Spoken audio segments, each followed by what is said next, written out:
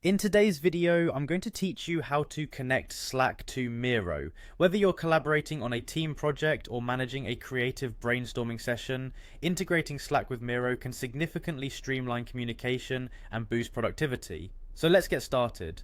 First, we'll head over to Miro's website. Open your browser and type miro.com into the address bar, then hit enter.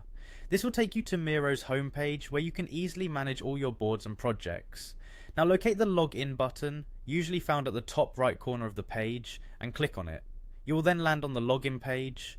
Here you'll see options to either sign in using your email or through your Google account. If you already have a Miro account, enter your email and password. Alternatively, if you find it more convenient, you can log in using your Google account by clicking on Sign in with Google.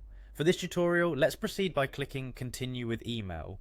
Enter your email address and then hit Next. Once you're signed in, you'll arrive at your personal Miro dashboard. Look at the upper right corner of the screen and click on your account avatar. A drop-down menu will appear, and from this menu select Profile. This is where you can access and modify various settings and preferences related to your Miro account. Next, you'll want to navigate to the Notifications tab. Once in your profile settings, find the section labeled Notifications, click on it to explore options related to how and where you receive updates about your Miro activities. This is also where you'll be able to link your Slack account. In the Notifications section, you should see an option that says Connect to Slack. Click on this button and Miro will guide you through the process of linking the two accounts. A new window will likely pop up, prompting you to sign into your Slack account if you aren't already signed in. Make sure you enter the correct credentials for the Slack workspace you intend to connect with Miro. Once logged in, Slack will ask for permission to grant Miro specific access rights. This ensures that Miro can send notifications and updates to your selected Slack channels. Carefully read what permissions you're granting, and if you're comfortable with them, click Allow to proceed.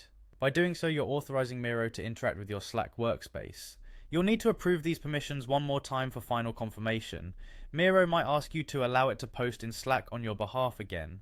Click Allow as prompted to complete the connection. And that's it! Your Miro and Slack accounts are now successfully linked. This integration will make it easier to stay informed and engaged in your projects, all from within your Slack environment. I hope you found this guide helpful. If you have any questions or need further clarification, feel free to drop a comment below. Thanks for watching.